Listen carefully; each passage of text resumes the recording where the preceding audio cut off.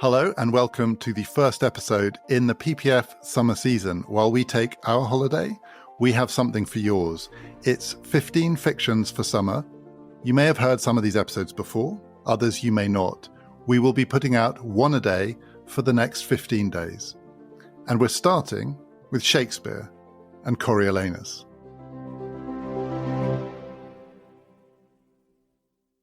On the previous series of History of Ideas, when I was talking about works of political philosophy, or the most recent one, Great Political Essays, I was basically talking about arguments and trying to make sense of arguments. And the way I tried to do that was to find the story in the argument or behind the argument. With the essays, it was to turn them into a sort of journey or adventure so that you could see the twists and turns along the way. You could see the author trying to work out what happens next.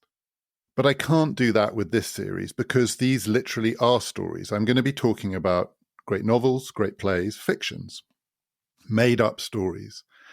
And there is always a temptation, I think, with works of political fiction, novels about politics, plays about politics, to try to find the argument behind the story, to assume that the author must be trying to make a point, trying to smuggle in a manifesto commitment, trying to take a side, and that in these novels, if you look hard enough, you can find out what the author really thinks, the argument behind the story.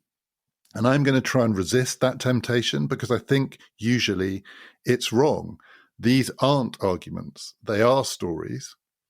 And to paraphrase Susan Sontag, there is a danger of overinterpreting them, of looking too much for the meaning, when really the meaning, the arguments, are there to serve the form. Yes, all of the things I'm going to be talking about will have political arguments in them, but they're likely to be being said by fictional characters in particular situations. And the arguments are there to make sense of the situation. The situation is not there to provide a vehicle for the argument. That's at least what I'm going to try to do, though I have a feeling probably along the way I will find myself thinking that there is an argument at work. But let's see how we get on. And I'm really determined not to do it today because the temptation is perhaps most strong with Shakespeare for obvious reasons, to try and work out what Shakespeare think about this. Whose side was he on? What were his political commitments? And the reason it's so tempting is because Shakespeare is so famous. He is so ubiquitous. He's everywhere. He's everywhere, not just in British culture or even Western culture, in global culture. He's embedded in the English language. But also he's so mysterious. In many ways, he's so obscure. We don't know that much about Shakespeare. His life is clouded in mystery to the point that people still argue about who he really was. Was Shakespeare really Shakespeare? And most of the evidence for him, the man, is in the plays. And the plays are very political. Shakespeare, like everyone, I guess, but certainly he's no exception. He lived in an intensely political world at an intensely political time, the late 16th, early 17th century in England. This was an age of kings and queens, of court politics, of dynastic struggles, of rumors of invasions and actual invasions, of terrorism, of insurrection and rebellion, and the endless struggle for legitimacy. Even kings and queens have to have people believe in them if they're going to stay in power. Heavy is the head that wears the crown. And Shakespeare's plays are about all of those things, particularly the history plays, particularly the tragedies. They are about kings and queens and court politics and dynastic struggles and rumors of insurrection and rebellion and all the twists and turns and the endless, ceaseless struggle for legitimacy. I am king because what? Because I was born king? Really? So, given how political it all is, and given the real politics that lay behind Shakespeare's life, Shakespeare's world, it is very tempting to want to know whose side is he on. Is this play actually about Shakespeare and his queen, his king? Is he involved in court politics? Or at the least, is he saying something about the sort of censorship that he's subject to because of court politics? Is he maybe on the side of the people? Was he a popular playwright? I mean, this is popular entertainment at a time of popular tumult. Maybe secretly Shakespeare was with the people, or maybe he wasn't, particularly as he got older, got more prosperous, became a landowner. Maybe he was on the side of the elite. Maybe actually he was sucking up to the people in power. Maybe he was an authoritarian. Maybe he was a conservative. I do get the impulse to know what Shakespeare thought, but you can't really get it from the plays. And both the impulse, but also the trap, is perhaps most present with the play that I'm talking about today, because it is perhaps the most political of Shakespeare's plays, Coriolanus, written sometime between 1605 and 1608. So this is relatively late in Shakespeare's life and career. It's the last of his tragedies. It's the final tragedy. And one of the reasons it seems particularly amenable to that kind of what's the meaning behind the form, what did he actually think, political interpretation, is threefold.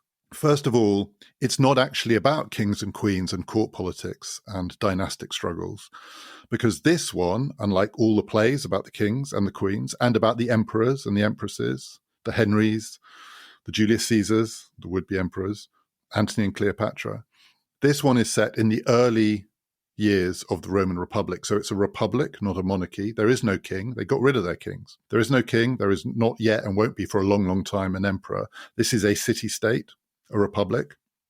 So the struggle that's going on here is neither court nor dynastic. It's more raw than that.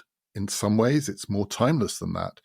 It is the struggle between the elite, the patricians, in this case, the Roman Senate, the landed elite, and also the military elite, and the people, the masses, the plebs, as they were called, the plebeians.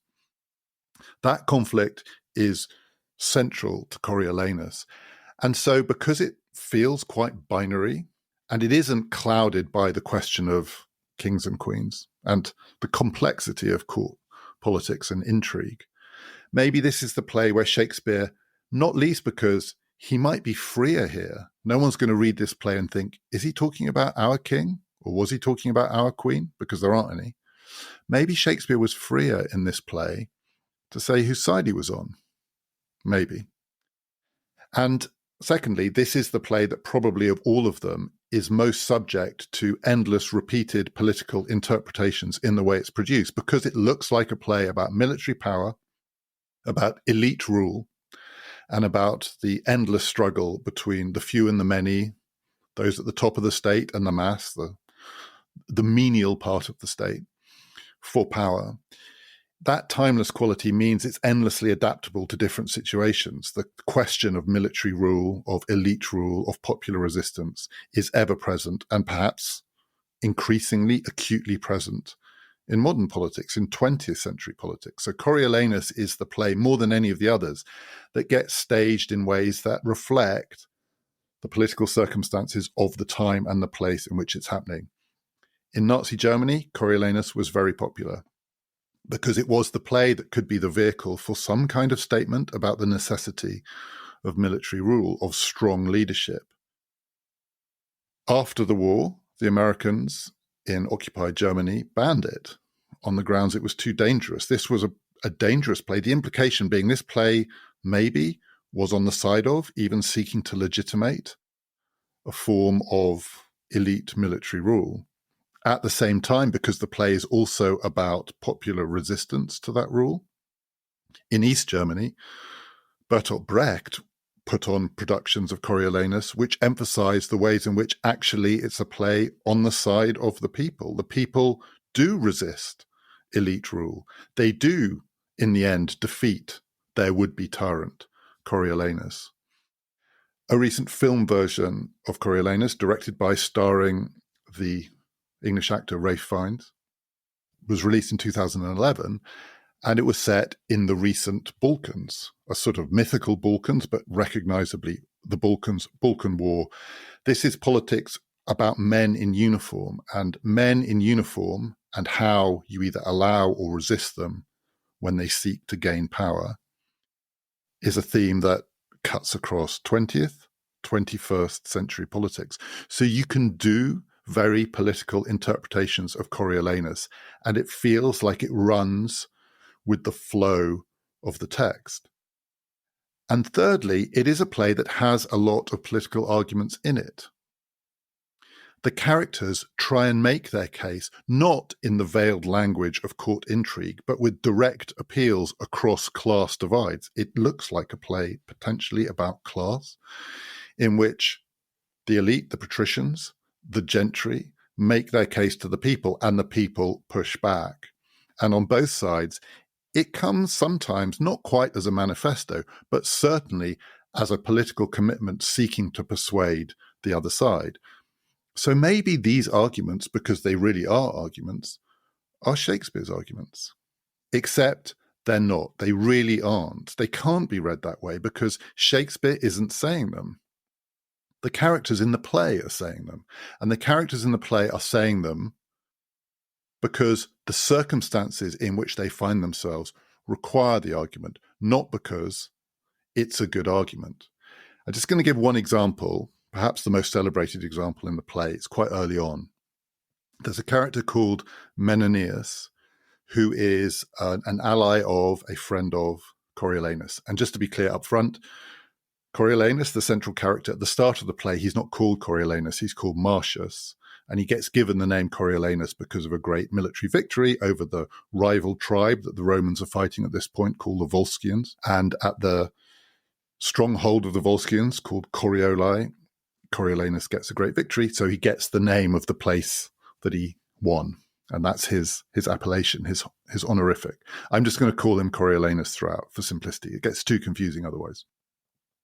So Menenius is a friend of the person who's going to be Coriolanus, but he's a patrician. He's on the side of the elite. And early on in the play, there's quite a lot of back and forth between him and various representatives of the people, the plebs, the ordinary people. And it's an extremely tense time in Rome because people are hungry. There's not enough food.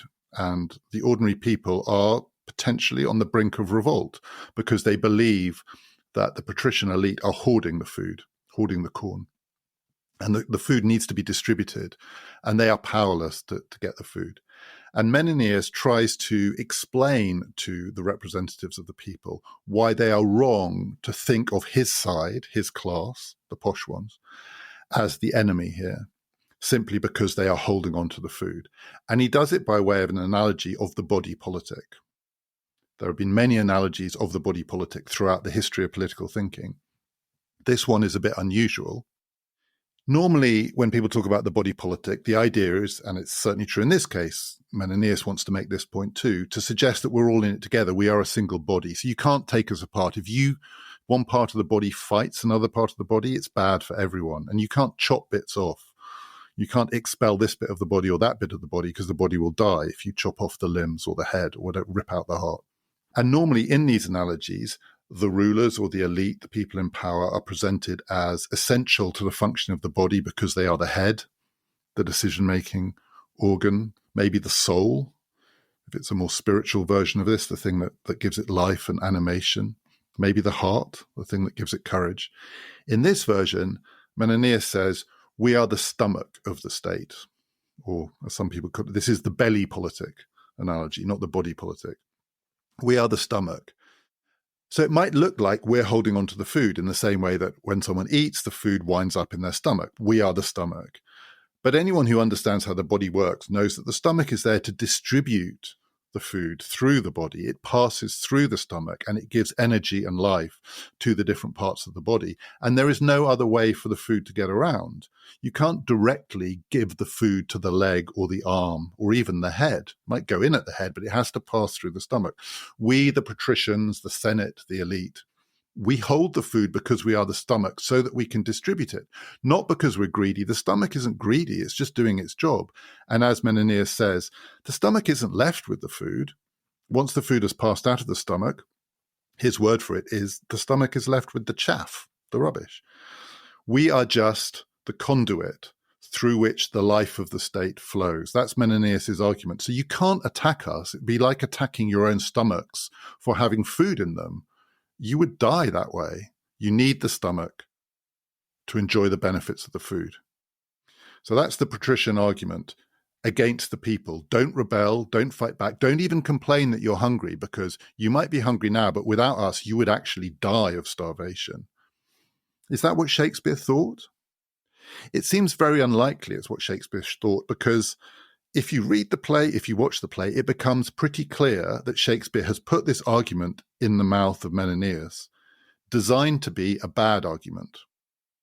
This is not meant to be persuasive. It's an idiotic argument. It doesn't work. This analogy doesn't work. The people are starving, and Menenius says to them, don't worry about the fact that you're starving. Don't attack us. Yes, we're holding on to the food, but only to pass it on to you, because it's going to be digested by us, and somehow then it will end up with you. The people want actual food. It can't be digested by anyone else. And as the argument progresses, it becomes more and more absurd. And there are two signals of that. One is because the representatives of the people are completely unpersuaded by it. They call it out for the rubbish it is.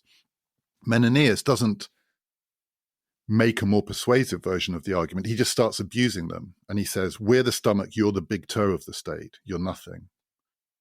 And he also says to them, and this is a deliberately bad pun to let the audience know, you can't take this seriously. He says, I want you to go away and digest my argument.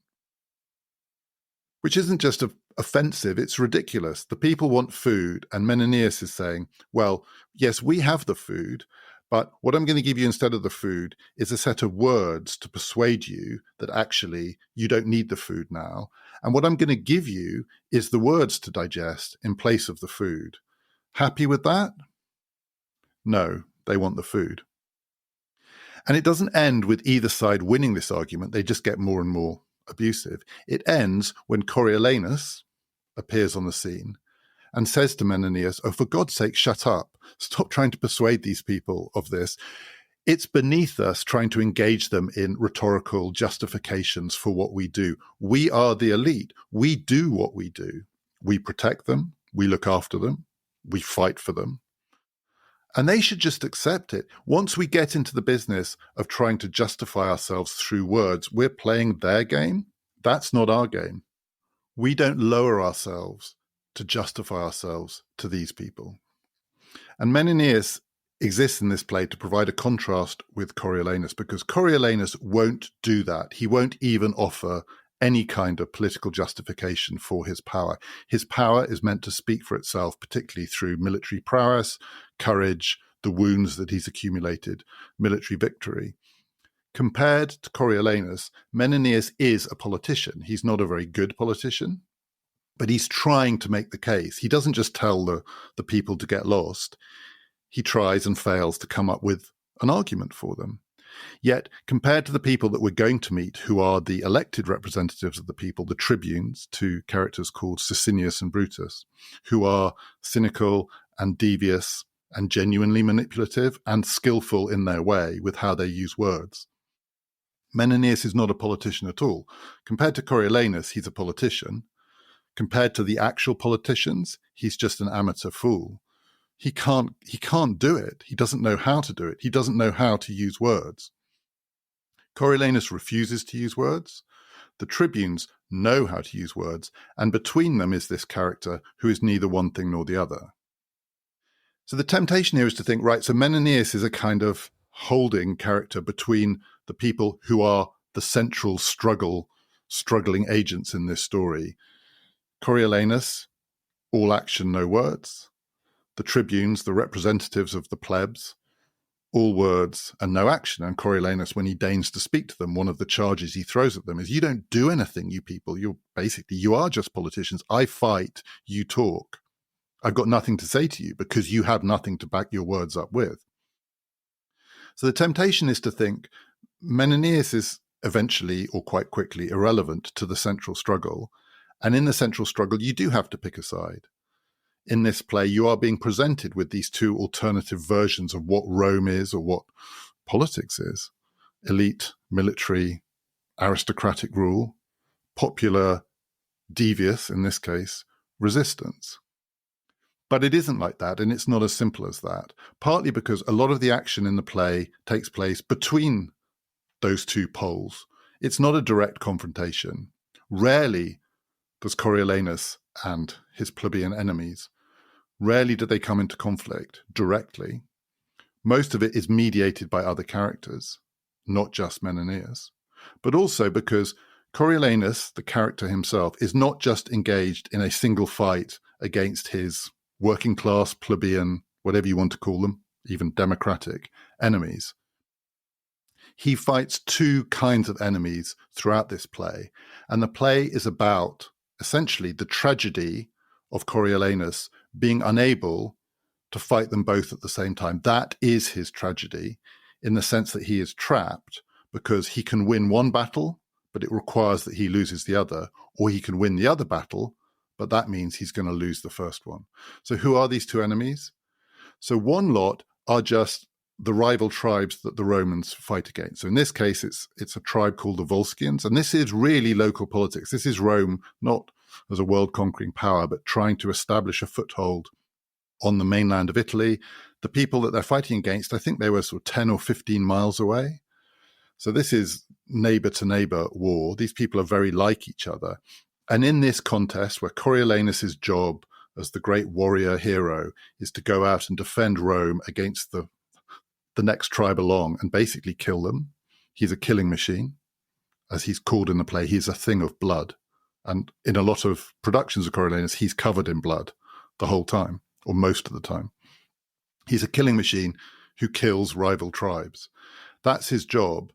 But those enemies are a kind of mirror of him. They are like him. So it's soldiers fighting soldiers. In this case, the general of the Volscians is a character called Aufidius, who is Coriolanus' great rival and not his equal, because every time they meet in battle, Coriolanus beats him, because Coriolanus is the ultimate warrior champion. He never quite manages to kill him, but he humiliates him. Nonetheless, they are very like each other. They are similar characters doing similar things, trying to communicate through force of arms. And as many people have noted about this play, in this relationship, Coriolanus and his mortal enemy, the man he's meant to kill, that relationship is quite close to love, in the sense that it's clearly sexual. It's not just homoerotic. Coriolanus thinks about the man that he wants to kill as though he were his lover. I'll just give one example. Late on in the play, he recounts the kind of dreams that he has about Aufidius, this man that he keeps nearly killing and not quite killing. And he says in his dreams, I quote, "We have been down together, unbuckling helms, fisting each other's throats." That's the relationship he dreams of with Aufidius. And you don't need a degree in psychoanalytical literary theory to know what he's talking about there. This is sex and death as being pressed right up against each other in the mirror so that you almost can't tell which is which. Coriolanus versus Aufidius, the Romans versus the Volscians. These are people fighting mirror images of themselves. They are fighting themselves. And one of the reasons that Coriolanus loves Aufidius is that he is in love with himself, the mirror of himself. The relationship with his other enemies, who are the people of Rome, the plebs, is nothing like that. They aren't the mirror of Coriolanus. They are the inversion of Coriolanus. They are the upside down version. He doesn't see himself in them. He sees the opposite of himself in them. So he is action, not words. They are words, not action. He is alone. They are many. Their representatives speak for the mass. And he has all these terms for the masses, the musty, fusty masses. They lack action. They lack the ability to act. They can only speak through their representatives. And there's a lot of play with body politic language where the tribunes are described as the tongues of the people. And then at one point, Coriolanus says, "Why don't you deal with their teeth?" He hates them. He hates Aufidius too, but he loves him as well. He just hates the plebs because they are the opposite of him.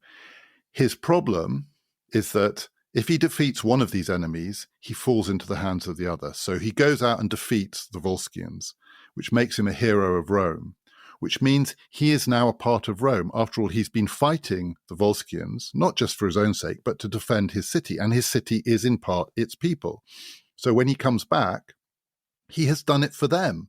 However much he might want to think they are nothing to do with him, they have a claim on him. because he has defeated their enemy. And if he rejects them, as he does, and I'll do the plot in a second, if he rejects the people of Rome, the only place for him to go is into the hands of their enemies. He has to go over to the other side. If he wins one of these contests, he's trapped by the other. If he escapes that trap, he falls into the trap of the contest that he's just won. And that is his tragedy. So let me just try and describe how it happens. This is the sequence, greatly condensed. In this play, Rome is in a febrile state because the people are starving and there's a lot of class tension.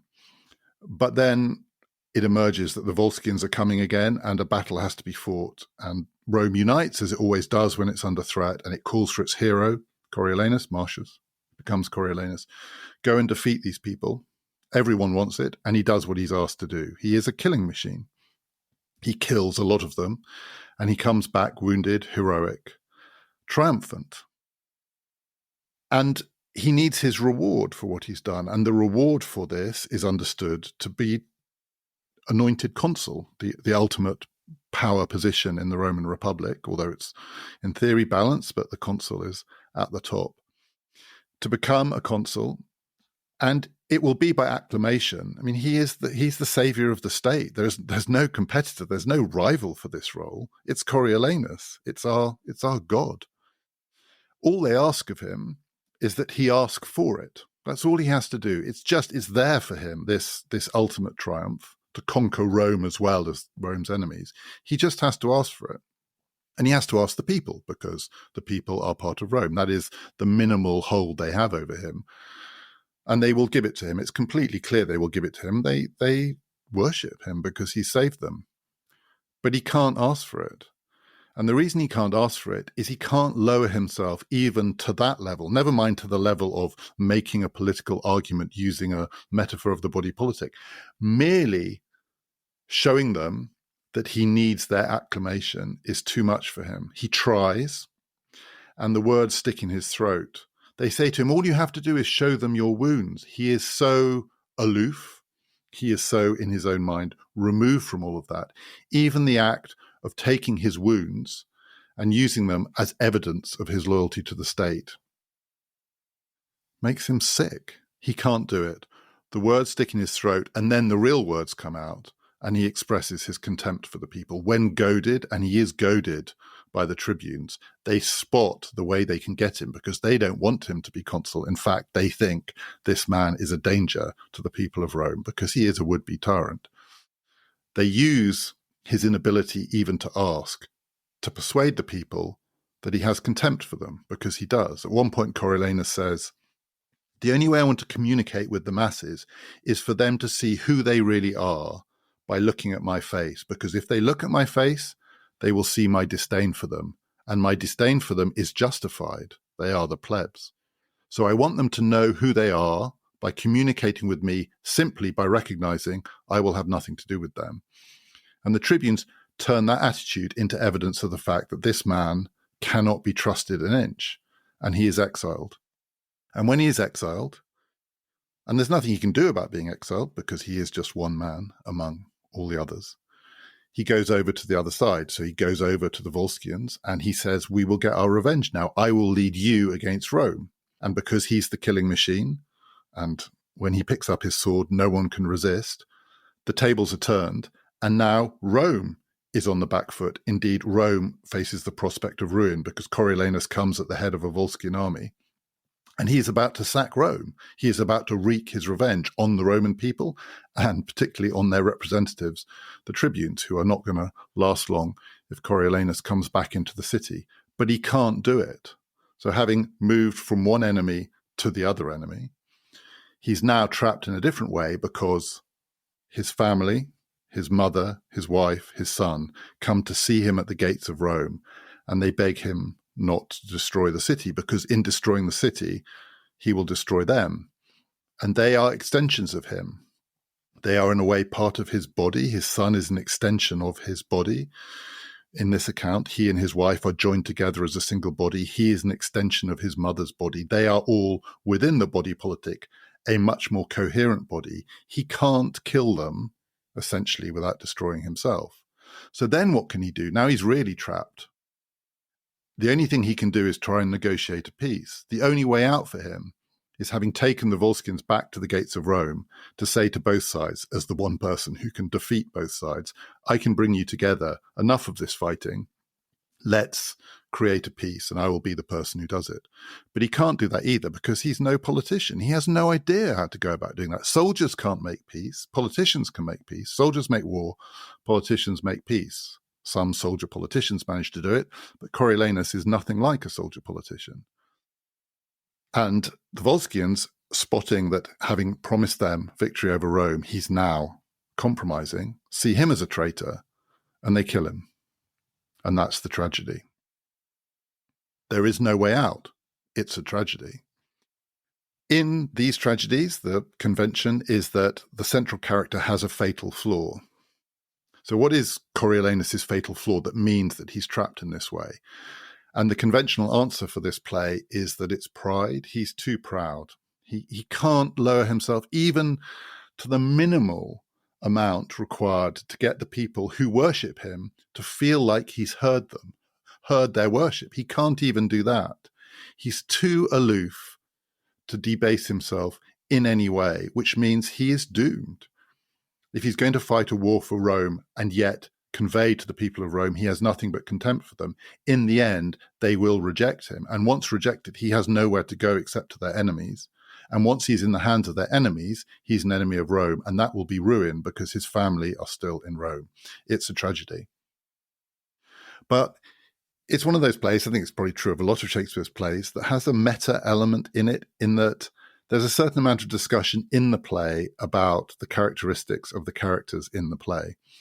And later on, Phidias has a speech in which he asks himself, and therefore the audience, what is the flaw with this guy? What's wrong with him? And he says, well, clearly one of the things that's wrong with him is he's too proud. And he says that's his flaw. But that's not the only thing that's wrong with him. He's more complicated than that. He's not just a prideful man. He has other things going on. Indeed, he has other flaws. So he says the second thing that's wrong with Coriolanus is he lacks political judgment. He's actually, in his pride, he says, I don't want to do politics, but he's drawn into politics. It's almost impossible to avoid it in his position. And then he does it really badly as Menenius, maybe even worse than Menenius, because he can't judge the moment. He doesn't understand about the moment. And then his third problem is that he is too much, Phidias says, he's too much one thing. He's too true to himself. He finds it really hard to be two-faced or multifaceted, whatever you want to call it, the thing that you need to be to survive in the world. He gets trapped in a version of himself where he thinks he has to be consistent all the way through. And there's an irony even in that. Here's a speech where he says, there are three things wrong with this guy: pride, lack of political judgment, and the fact that he's only one thing, which is one of three things that's wrong with him. So he's clearly not only one thing. He is complicated, Coriolanus, for all his apparent brutal killing machine, thing of blood, simplicity.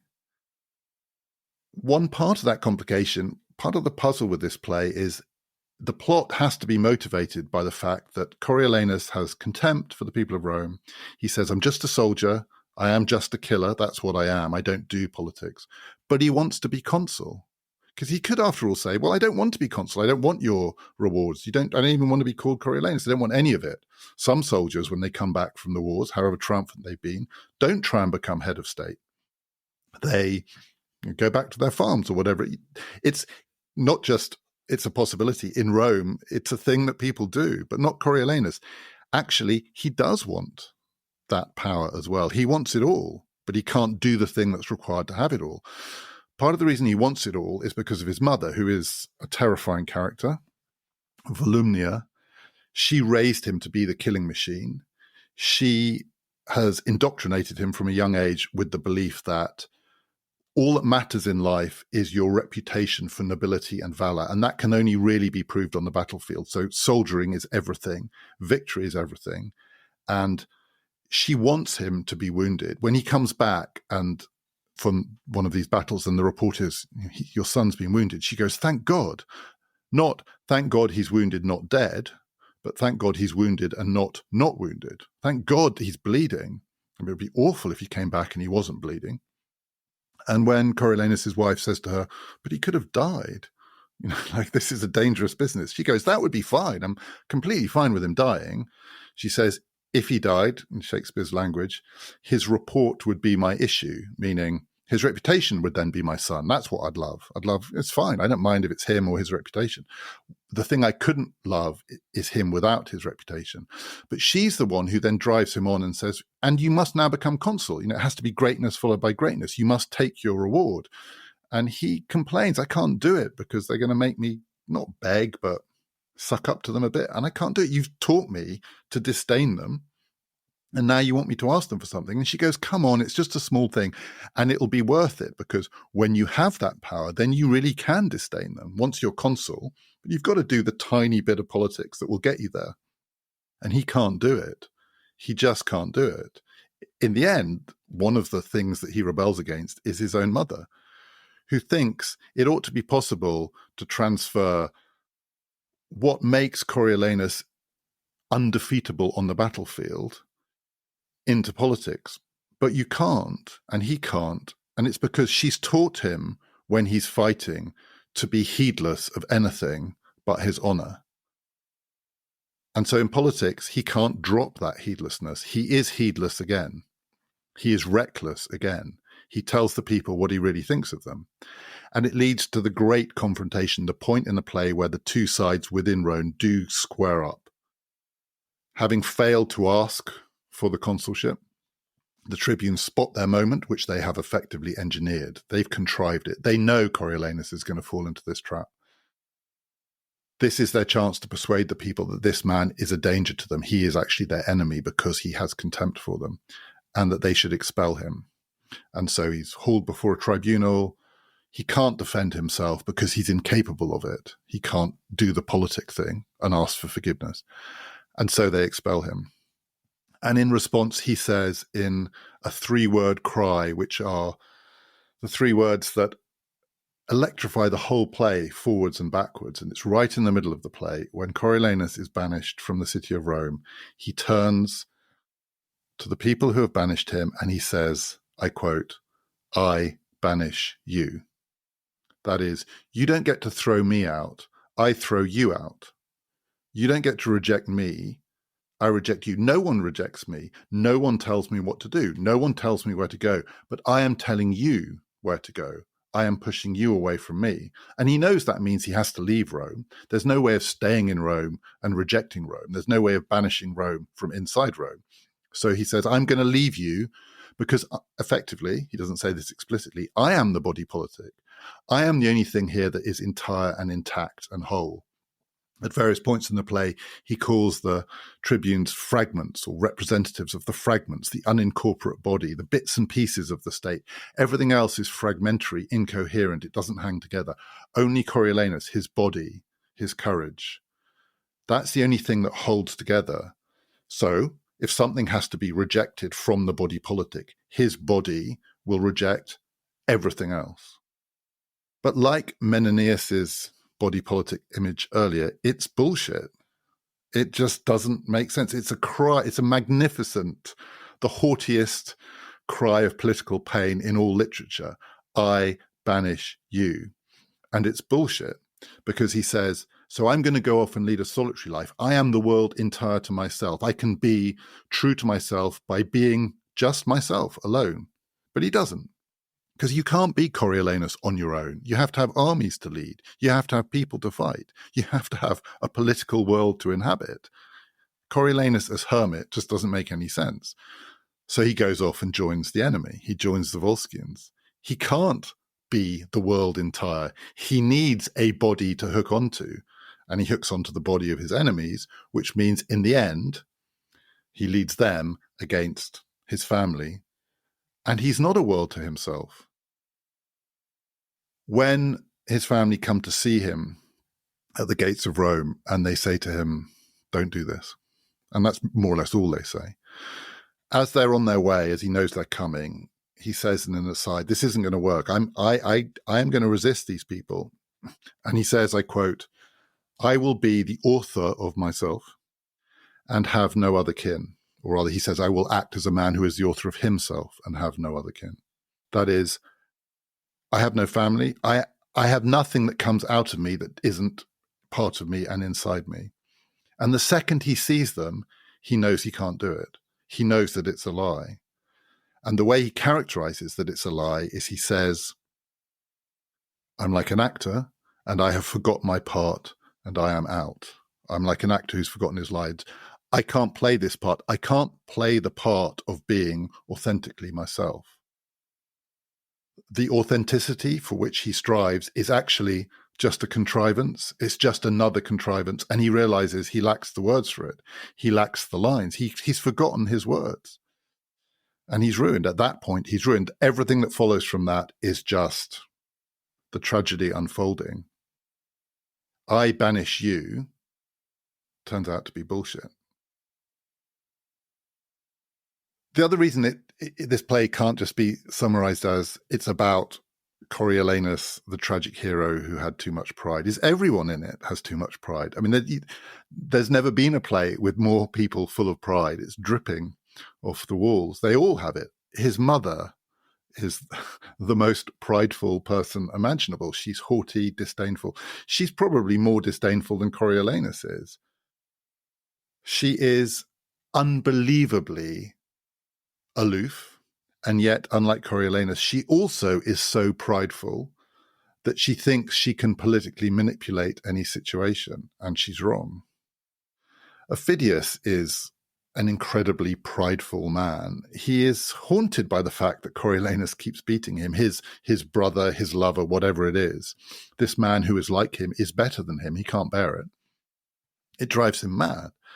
When Coriolanus comes over to his side, he gets the thing he's always wanted. This man, the killing machine, he can use him to conquer Rome, and that's the thing that will fulfill him. He can lead the Volscians against their mortal enemies, the Romans. But he can only do it with his mortal enemy, which is intolerable to him. He can't bear that either, and he gets more and more angry and upset that it's Coriolanus who's leading the Volscians against the Romans. And when he gets his opportunity at the end of the play to kill Coriolanus, he takes it, doesn't even think about it. This man has to die. All the way along, he knows this man has to die because he has wounded his pride.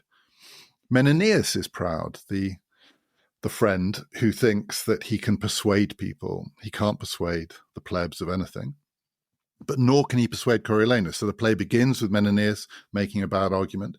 It ends with him making a bad argument before Coriolanus' family beg him not to sack Rome. Menenius says, look, I know this guy. He's one of us. I've known him for a long time, and more to the point, he knows me. So I will go and persuade him. He won't be able to resist my pleas not to destroy Rome.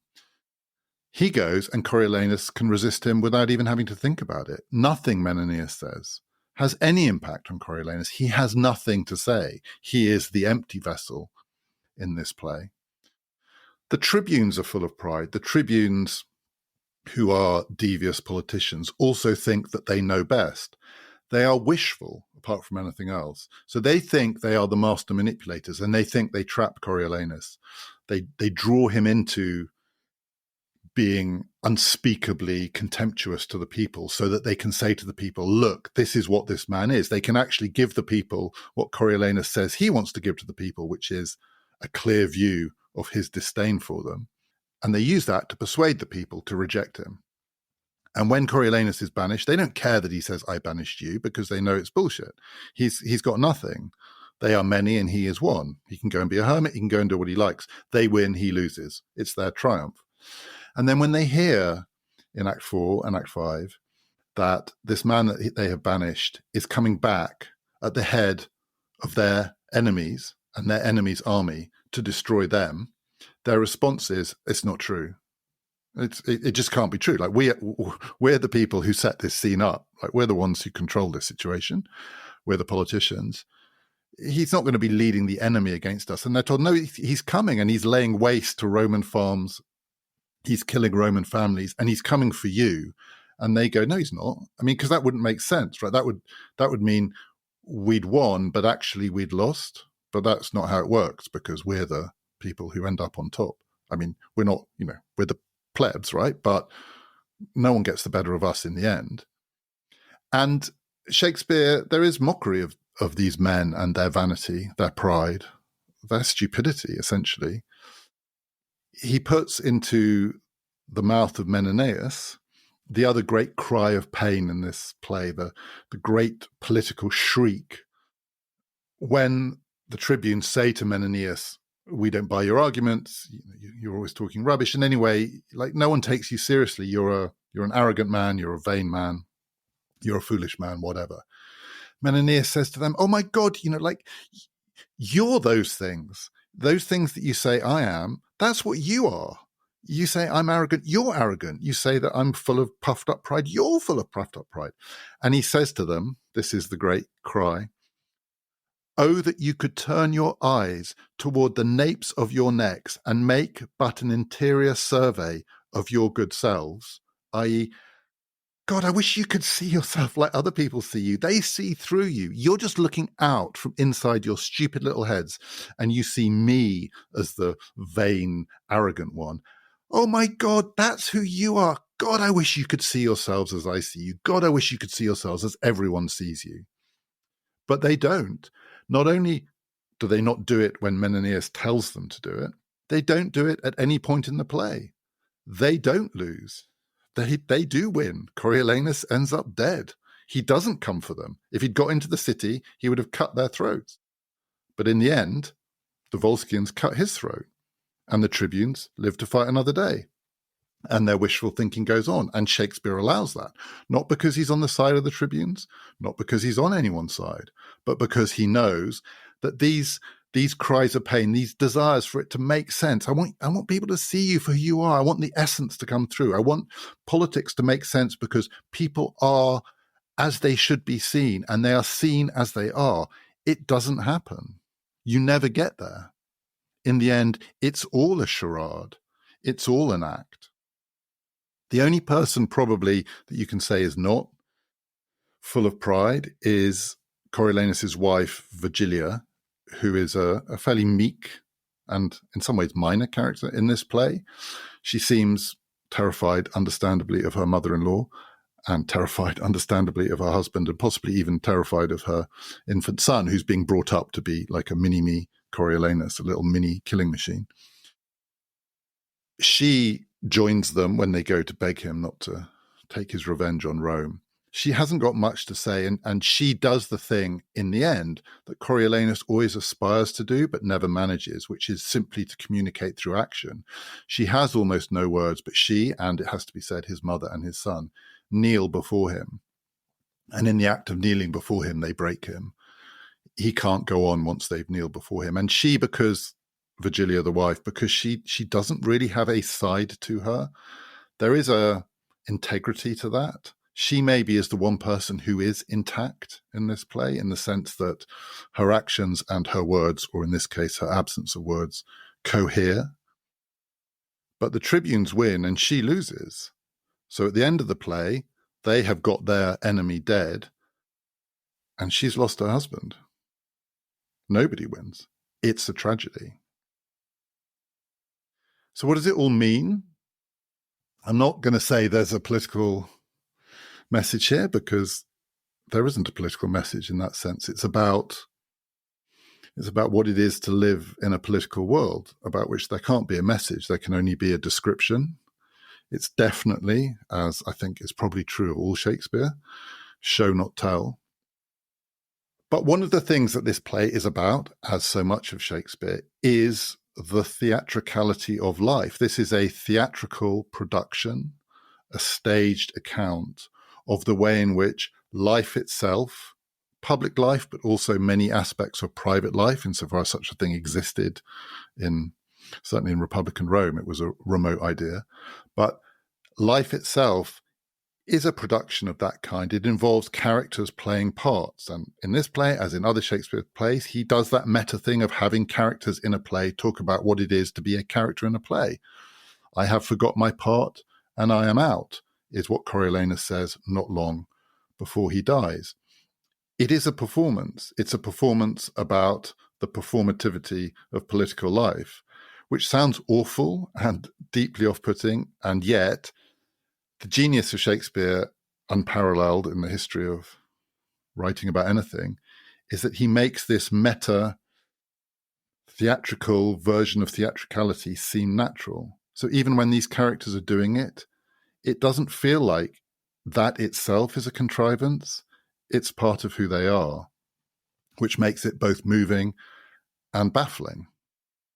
But there probably is, because this is the most political of his plays, a political, I don't know what the word I want here is, lesson, moral, hint of something here, which is that to be a character in life or on the stage is to be a combination of performance and essence. Those two things have to go together to make a character. It can't just be performance, nothing behind it. It can't just be essence, because the only way you get to see the essence is through the performance. There's no way to access the essence of a person except through how they appear. But there are various ways in which the relationship between performance and essence can come undone. So it comes undone with Coriolanus, the man, because he wants to bring them together. He wants to make the performance reflective of the essence, and it can't be done. If you collapse them into each other, in the end, you end up trapped. You are unable to function in a world that requires some distance between essence and performance. When Ophidius says he can only be one thing, he's kind of saying the only part he can play is the man who's not capable of playing parts, which is why he's doomed. In the case of the tribunes, the gap is too wide. They are playing with words because they think that words can manipulate any situation to produce the outcome they want. And it doesn't really matter who they are. They are, to use a word that Shakespeare would be familiar with, but is completely anachronistic in relation to what was actually going on in Republican Rome. They are the Machiavellian characters. They are the manipulators. But there is a form of manipulation where you lose touch with your essence. And though they survive both as objects of ridicule, certainly for the audience, I think, but also they survive in a way that makes it clear their own survival is not in their hands. So maybe they won this one, but they can't conclude from it that they were the masters of the situation, because they were all performance and no essence. But also in this play, I think there's that suggestion that all of us in political life, in our personal lives, which have politics of a kind in them, in how we function among other human beings, we're all tempted to those great cries of pain where we want to get to the essence. We want to assert our essential character or our essential qualities against a world that seems so fake and so determined to see us not as we are, but as what they imagine us to be. So the two great cries of pain, I banish you, and, though it's a bit more Shakespearean, oh, that you could turn your eyes toward the napes of your necks, i.e., oh, that you could just see yourselves as I see you. You could see yourselves who you really are, because you are self-deceived, you bastards, you manipulative bastards. Can't you see that you're manipulative bastards? Those two cries of pain are universal. They're everywhere in a political world. They're everywhere in our world. What is Twitter when it's not people sucking up to each other, but people screaming at each other, I banish you. You don't banish me. You don't throw me out of your tribe. I throw you out of my tribe. And if my tribe is a tribe of one, so what? I'm me. You don't get to tell me who I am. And God, I wish you could see yourselves for who you are. I'm going to retweet all these other people who have seen through you, so you get to see who you are. And the response from the people on the other end is, you don't get to tell me who I am. I banish you. Those are the great cries of political pain, because the world of politics is the world in which there is no essence without performance. So you can't be essentially yourself. You just can't. But the desire is always there. And the great temptation that I think this play is not warning against, because it's not a moral play and it doesn't have a moral, but it's a tragedy, so it's meant to improve us in some way. The great temptation I think this play is warning against is the feeling that if we can just get to scream, I banish you at our enemies, or if we can just take the manipulative bastards and shout at them, God, you should see how you look to me, because that's who you really are. We're being true to ourselves. There's something essential in those great shrieks of pain, of political rage and angst and frustration, it's a primal cry of what's buried deep inside us, so that when we do it, when we say, you don't banish me, I banish you, we are, whatever the costs, at least being true to ourselves. And I think something that this play suggests is that when we scream, I banish you, we're not being true to ourselves. We are collapsing in on ourselves.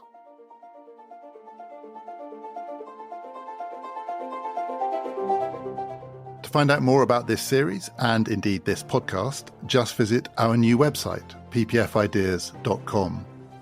Tomorrow, in 15 Fictions for Summer, it's Jonathan Swift's mind-blowing Gulliver's Travels.